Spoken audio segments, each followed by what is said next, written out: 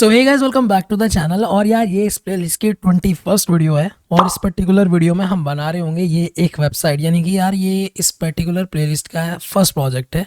और यार ये वेबसाइट बेसिकली बहुत सिंपल सी वेबसाइट है, इसमें हमने ज़्यादा कुछ नहीं किया है, पर हम इस पर्टिकुलर प्रोजेक्ट से सीख रहे होंगे किस तरह हम नेविगेशन बार बना सकते हैं। मतलब आसान भाषा में बताऊं, किसी भी वेबसाइट के जब टॉप मोस्ट पे होता है ना, ये नेविगेशन बार होता है। ये देखो, ये होम, अबाउट, प्रोजेक्ट्स, कनेक्ट। और अगर मान लो लॉगिन फंक्शनैलिटी है, वहाँ पे sign in, sign out, log in, log out, इस तरह की फंक्शनैलिटीज़ भी वहाँ पे आ जाती हैं। और बहुत सारी वेबसाइट में यहाँ पे डीपी भी शो हो रही होती है बेसिकली। इस नेविगेशन बार को किस तरह से बनाना होता है वो हम देख रहे होंगे इस पर्टिकुलर वीडियो में। तो चलो शुरू करते हैं। यार फिर आ गया हूँ मैं अपने VS कोड में और मैं काम करता हूँ, इसको मैक्सिममाइज करके दिखा लेता हूँ। और यहाँ पे मेरे पास बेसिकली दो फाइल है हमेशा की तरह, index.html फाइल है और stylesheet.css फाइल है। stylesheet.css में मैंने कोई भी कोड नहीं लिखा है, और index.html में अगर मैं चलूँ, मैं काम करता हूँ, इसको थोड़ा सा इस तरह से कर देता हूँ। हाँ, अभी ठीक है। यार इसमें बेसिकली क्या किया है, एक स्टाइल शीट ऐड कर दी है यहाँ पे, और नेविगेशन का एग्जांपल यहाँ पे मतलब टाइटल में दे दिया है, तो वो टाइटल में शो हो रहा है हमारे ब्राउज़र पे। ये देखो यहाँ पे, बस मतलब इसमें कुछ खास कोडिंग की नहीं है अभी। इसको भी मैं इस तरह से कर देता हूँ और इसको भी मैं इस तरह से कर देता हूँ, ठीक है। चलो शुरू करते हैं। सबसे पहले मैं क्या करूँगा यार, यहाँ पे क्योंकि मुझे एक नेविगेशन बार बनाना है इस प्लेलिस्ट की। यार पिछली वीडियो में मैंने बताया था कि हम LI और UL यानी अनऑर्डर्ड लिस्ट का, बेसिकली लिस्ट का यूज़ करते हैं नेविगेशन बार बनाने में। वो किस तरह से बना सकते हैं, ठीक है। वो एक बार हम देख लेते हैं इस पर्टिकुलर वीडियो में। चलो शुरू करते हैं। सबसे पहले मैं यहाँ पे बेसिकली क्या करूँगा, यहाँ पे मैं एक टैग लूँगा जिसका नाम मैं लूँगा हेडर। हेडर एक टैग होता है, ठीक है। ये मैं हेडर इस तरह से ले लिया, ठीक है। हेडर मैंने इस तरह से ले लिया है। और इस हेडर टैग के अंदर मैं क्या करूँगा, यहाँ पे सिंपली चलो इसकी एक क्लास दे देते हैं, ठीक है। क्लास मतलब ताकि हम इसको इस पर CSS अप्लाई कर सकें इस क्लास नेम का यूज़ करके। वो हम दे देते हैं। यहाँ पे मैं लिख देता हूँ navbar, NAVBAR। इस तरह से मैं एक navbar लिख देता हूँ। काम करता हूँ यार, इसको स्मॉल कर देता हूँ इस तरह से, ठीक है। अभी ठीक है। सिंपली एक हेडर टैग लिया, उसकी क्लास ले ली navbar। सिंपल क्लास navbar इसलिए ली है क्योंकि मुझे इस क्लास का यूज़ करके CSS अप्लाई करना है उस पर, करेक्ट। और उसके बाद मैं क्या करूँगा, यहाँ पे मैं सिंपली एक डिव लूँगा। क्या लूँगा यहाँ पे, मैं एक डिव लूँगा, ठीक है। लेट्स से मैं इस तरह से ले लेता हूँ। डिव लिया, ठीक है। डिव ले लिया मैंने इस तरह से, और उसके बाद मैं इस डिव की भी क्लास ले लूँगा क्योंकि मुझे लोगो चाहिए यहाँ पे, ठीक है। जो लोगो आता है ना, साइड में आता है बना हुआ, किसी भी वेबसाइट में लेफ्ट साइड में आता है या राइट साइड में आता है, वो नेम का लोगो हो सकता है या वो मान लो किसी का भी लोगो हो सकता है, वो आता है। लेट्स से मैं यहाँ पे लिख लेता हूँ, वहाँ पे मैंने लिखा हुआ था माई वेबसाइट, लिखा हुआ था मैंने। मैं माई वेबसाइट लिख देता हूँ यहाँ पे, ठीक है। ये इस तरह से आ जाएगा। इसका मैं एक काम करता हूँ, साइड बाय साइड इसको खोल लेता हूँ। अभी परफेक्ट है, ठीक है। और मैं इसको भी इस तरह से बंद कर दूँगा, अभी परफेक्ट है, करेक्ट। और मैंने ये यहाँ पे माई वेबसाइट खोल लिया है, इसको मैं कैपिटल कर देता हूँ यहाँ पे। अभी परफेक्ट है। सिंपली क्या किया, हेडर ले लिया और डिव ले लिया, इससे ज़्यादा अभी हमने कुछ किया नहीं है। अब मैं यहाँ पे एक टैग लूँगा जिसका नाम है nav टैग, इस तरह से, ठीक है। nav टैग ले लिया मैंने।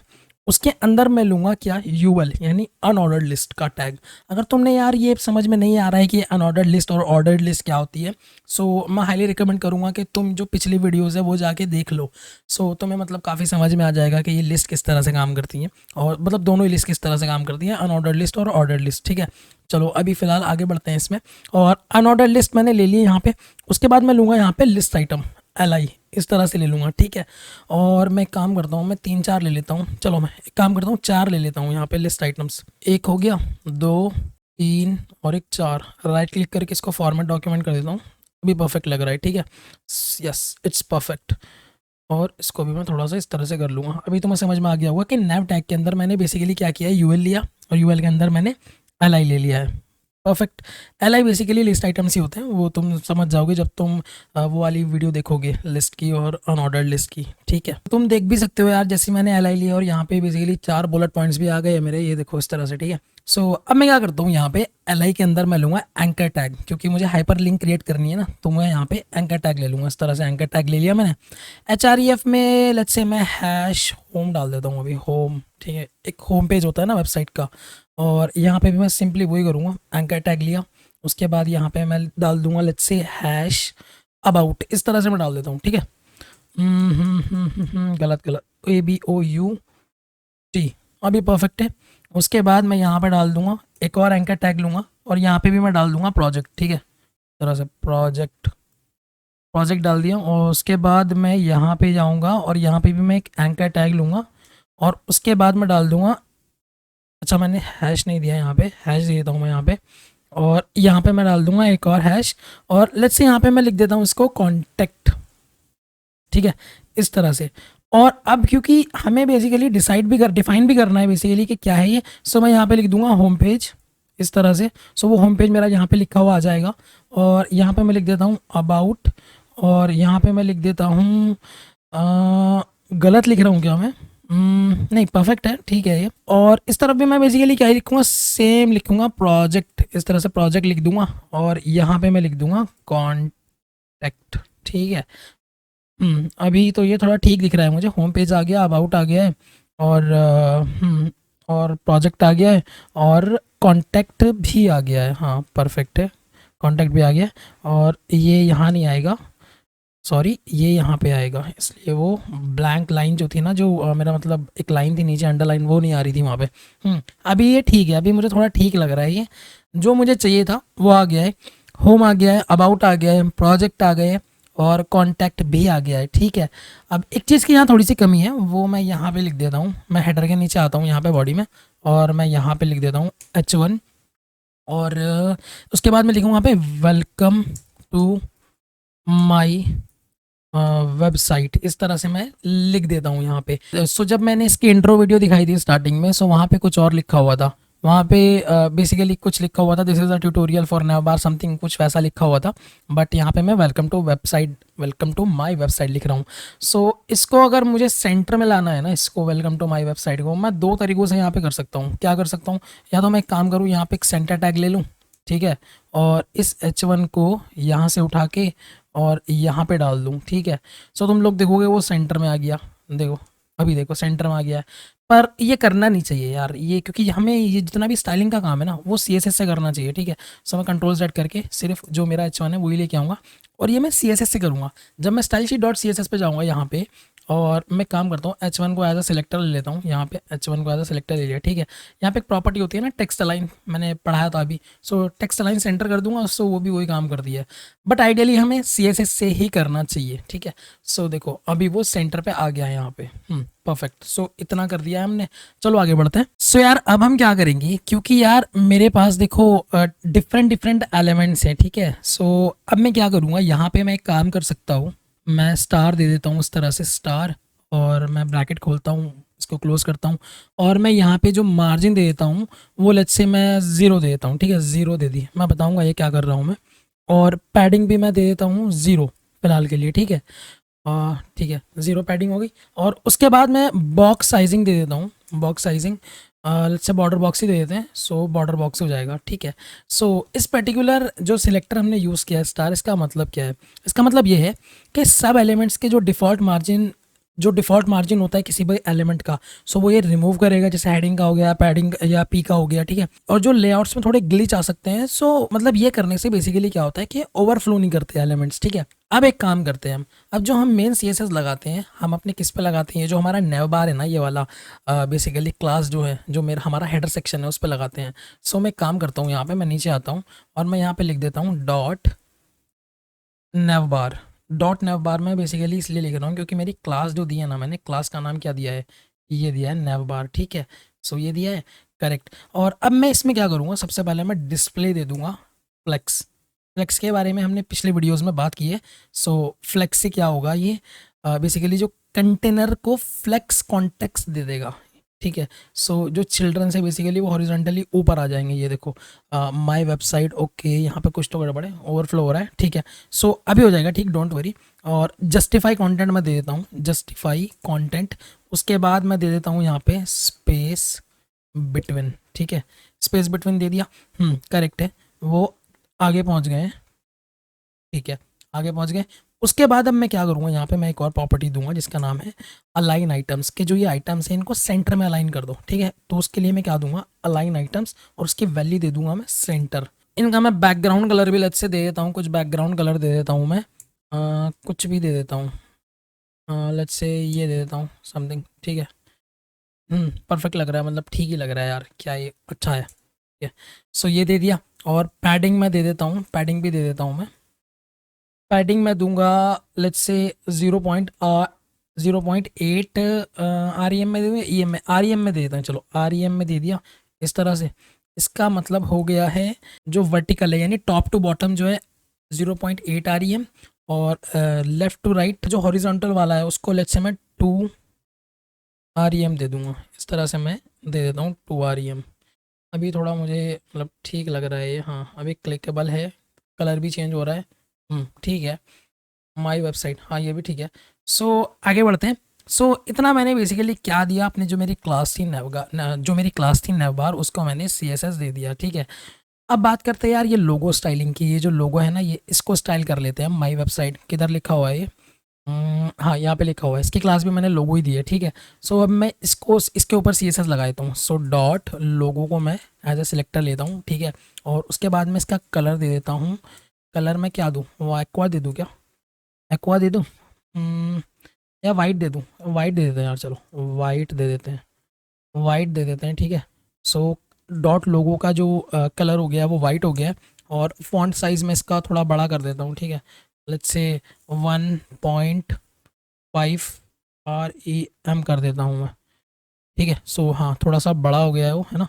और उसके बाद फॉन्ट वेट भी कर देता हूँ मैं, इसको बोल्ड बना देते हैं, थोड़ा सा अच्छा लगेगा फॉन्ट वेट। और यहाँ पे मैं क्या कर दूंगा, इसको बोल्ड कर देता हूँ। सो थोड़ा ये बोल्ड हो जाएगा, अभी ठीक है थोड़ा, है ना।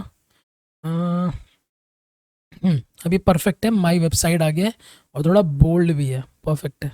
सो इस तरह से हमने जो हमारा लोगो है उस पर सी एस एस अप्लाई कर दी है। उसके बाद चलते हैं यार हम ये जो अनऑर्डर्ड लिस्ट है, यानी ये वाली जो लिस्ट है, इस पे थोड़ा सी एस एस लगाते हैं नैव बार की, ठीक है। सो उस पर मैं क्या काम करूँगा, मैं कुछ इस तरह से करूँगा। नैव के अंदर जो यूएल है उसको एज अ सिलेक्टर लो, और उस पे एक प्रॉपर्टी अप्लाई करो जिसका नाम है लिस्ट स्टाइल, ठीक है। और इसको जैसे ही मैं नन करूँगा तो तुम लोग देखोगे कि बुलेट्स चले जाएंगे, चले गए हैं, ठीक है। एक प्रॉपर्टी ये लगा दी है। दूसरी प्रॉपर्टी, इसको भी मैं डिस्प्ले में फ्लेक्स दे दूंगा, ठीक है, डिस्प्ले। और इसको भी मैं अगर फ्लेक्स कर दूं यहाँ पे, सो तुम लोग देखोगे कि वो बेसिकली एक लाइन में आ गए। पहले वो ऊपर नीचे आ रहे थे, तो अभी वो लाइन में आ रहे हैं, ठीक है। सो इस तरह से हमने इस पे डिस्प्ले प्रॉपर्टी यानी फ्लेक्स प्रॉपर्टी लगाया। अच्छा, अब एक प्रॉब्लम अभी क्या है कि इनके बीच में गैप नहीं है, देखो ये ना मतलब आपस में घिंचे पीछे हो रहे हैं, ठीक है। सो उस पर हम क्या कर सकते हैं, हम यहाँ पे एक प्रॉपर्टी है गैप, ठीक है, गैप सिंपल किया। और let's say 1.5 R E M में अगर इसको दे दूँ, सो हाँ अभी गैप चला गया है, करेक्ट, यही चाहिए था मुझे कि जो अभी गैप है वो इनके बीच में चला जाए। होम पेज हो गया, अबाउट, प्रोजेक्ट, और ये हो गया कॉन्टैक्ट, ठीक है, इतना हो गया है मेरा। हाँ अभी परफेक्ट है। अब उसके बाद हम क्या कर सकते हैं यार, उसके बाद हम चलो ये जो एंकर टैग्स है हमारे, यानी कि ये वाले जो एंकर टैग्स है ए, इन पे सी एस एस अप्लाई कर सकते हैं, ठीक है। मैं इसको भी साइड बाय साइड खोल लेता हूँ, लो मैं इस तरह से खोल लेता हूँ, अभी परफेक्ट है। अगली सी एस एस हम लगाते हैं हमारे जो एंकर टैग पे, एंकर टैग पे, ठीक है। सो अब मैं क्या करता हूँ, यहाँ पे नैव के अंदर जो यूएल है यानी अनऑर्डर्ड लिस्ट है, उसके अंदर है एल आई लिस्ट आइटम, और उसके अंदर है क्या, एंकर टैग, ठीक है, एंकर टैग। इस तरह से मैंने सिलेक्टर एज ए सिलेक्टर उस पर्टिकुलर एंकर टैग को ले लिया। और मैं यहाँ पे कर दूंगा उसको टेक्स्ट डेकोरेशन नन कर दूंगा। बाय डिफॉल्ट डेकोरेशन क्या हो रही थी, यहाँ पे अंडरलाइन आ रही थी। मैं एक बार अगर इस तरह से करके दिखाऊं तो तुम लोग देखोगे यहाँ पे अंडरलाइन आ रही है, बट जैसे ही मैंने यहाँ पे नन किया तो तुम लोग देखोगे वो जो अंडरलाइन आ रही थी ना वो चली गई है। सो इसका ये फ़ायदा है इस पर्टिकुलर प्रॉपर्टी का। और कलर मैं इसका लेट्स से कर देता हूँ, कलर भी कर देता हूँ, कुछ वाइट ही कर देते हैं यार इसका भी, ठीक है, ज़्यादा उसमें पड़ते नहीं है, वाइट कर देते हैं। तो अभी परफेक्ट कलर भी वाइट हो गया है किसका, एंकर टैग का, उस पर्टिकुलर एंकर टैग का। इतना भी मैं एक बार बड़ा करके भी दिखाऊंगा, तो मतलब ठीक लग रहा है ना। सो हो गया है। और आगे चलते हैं, इस पे भी फॉन्ट इसका भी थोड़ा बढ़ा देते हैं। सो यहाँ पे मैं लेट्स से फॉन्ट अगर वेट, हाँ ये रहा फॉन्ट वेट, अगर मैं लेट्स से 500 कर दूँ, 500 फॉन्ट वेट थोड़ा भारी हो गया, यानी कि मीडियम वेट थोड़ा एम्फसाइज मतलब हो जाता है बिना मतलब बोल्ड हुए। सो ये है। और उसके बाद क्या कर सकते हैं हम, ट्रांजिशन एक प्रॉपर्टी होती है ट्रांजिशन, ठीक है, ट्रांजिशन पूरी प्रॉपर्टी ओके नहीं आ रही है यहाँ पे, मैं लिख ही लेता हूँ यार, ट्रांजिशन ये आ रही है ट्रांजिशन। इसका मैं कलर दूँ, कलर इस तरह से, और 0.3 सेकेंड और ईज, ठीक है। इस कलर को मैं नीचे डिफाइन करूँगा अभी, ठीक है, इसको हम नीचे डिफाइन करते हैं। सो ओके, सो एंकर टैग पे मैंने इतनी CSS लगा दी है अपनी। अब एक काम करता हूँ, अब मैं जो पर्टिकुलर मेरा एंकर टैग है तो उस पर मैं होवर इफेक्ट लगाता हूँ, ठीक है। सो मैं वही करूँगा कि नैव के अंदर जो यूएल है उस यूएल के अंदर क्या है, एक LI है, एक नहीं है, मल्टीपल LI है, सॉरी, और उसके अंदर उन मल्टीपल LI के अंदर मल्टीपल एंकर टैग भी है, ओके। उसके बाद कोलन लूँगा मैं, उसके बाद मैं यहाँ पे लूँगा होवर, ये वाला ऑप्शन, ठीक है, ये वाला होवर ले लिया मैंने। उसके बाद मैं ब्रैकेट क्लोज करूँगा, ब्रैकेट ओपन करूँगा, मतलब ओपन और क्लोज करूँगा। उसके बाद मैं कलर ले लूँगा यहाँ पे, ठीक है, कलर ले लिया मैंने। यहाँ पे येलो ले लूँ क्या, येलो ले लूँ, देखता हूँ, हाँ ये थोड़ा ठीक लग रहा है, होवर करने पे वो येलो हो रहा है, करेक्ट है। अब तुम लोग देखोगे कि मुझे कैसे याद है, नेव UL LI A है, सो मतलब मुझे तो सिंपली याद है ना, देखो यार ये नेव है, नेव के अंदर UL है, UL के अंदर LI है, LI के अंदर A है। सो मतलब मुझे थोड़ा याद हो गया, इस वजह से मैं वो कर भी पा रहा हूँ, डायरेक्ट लिख भी पा रहा हूँ। सो हाँ, इस पर्टिकुलर जो मेरा सिलेक्टर है इसका फ़ायदा क्या हुआ कि जब मैं इस पर होवर कर रहा हूँ, इन पे होवर कर रहा हूँ, तो उनका जो कलर है वो बेसिकली क्या हो रहा है, वो चेंज हो रहा है, ठीक है, ये देखो ये चेंज हो रहा है। सो यही है यार, इसी तरह से हम बेसिकली क्या कर चुके हैं, हम नेविगेशन बार बना चुके हैं, समझ रहे हो। सो नेविगेशन बार बन चुकी है तुम्हारी। अब अगर मान लो यहाँ पे आऊँ मैं और यहाँ पे मैं कुछ भी ऐड करूँ, अब लेट्स से पी ऐड करूँ, उस पर लॉरम वॉरम कुछ भी ऐड करूँ इस तरह से, ठीक है, सो वो आ जाएगा यहाँ पे। और उसके बाद मैं यहाँ पे क्या कर सकता हूँ, इसको फॉर्मेट डॉक्यूमेंट कर लेता हूँ मैं, ठीक है। उसके बाद मैं यहाँ पे एक फॉर्म ले सकता हूँ इस तरह से, ठीक है, और यहाँ पे मैं एक फॉर्म भी बना सकता हूँ मल्टीपल, इसके नीचे मैं कार्ड्स बना सकता हूँ। मतलब इस पर्टिकुलर वीडियो का मेरा कहने का समझाने का मतलब ये था कि हम एक किस तरह से एक नेविगेशन बार हम ये बना सकते हैं। मैं थोड़ा जूम करके दिखाता हूँ, ये नेविगेशन बार किस तरह से बन गई है। यहाँ पे माई वेबसाइट की जगह तुम्हारा नाम आ सकता है या पर्टिकुलर उस वेबसाइट का नाम आ सकता है, जो भी वो वेबसाइट है। सो गाइज यार, मेरे कहने का मतलब यहाँ पे यही था कि किस तरह से हम एक बेसिक नेविगेशन बार बना सकते हैं जो कि हर वेबसाइट में ऑलमोस्ट यूज़ होती है, क्योंकि हर वेबसाइट में नेविगेशन बार ज़रूर होता है जो बेसिकली नेविगेट करता है, ठीक है। सो आई होप तुम्हें समझ में आया होगा कि नेविगेशन बार किस तरह से बना सकते हैं। तो चलो यार, मिलते हैं इस प्लेलिस्ट की फिर अगली वीडियो में, तब तक के लिए बाय बाय, टेक केयर।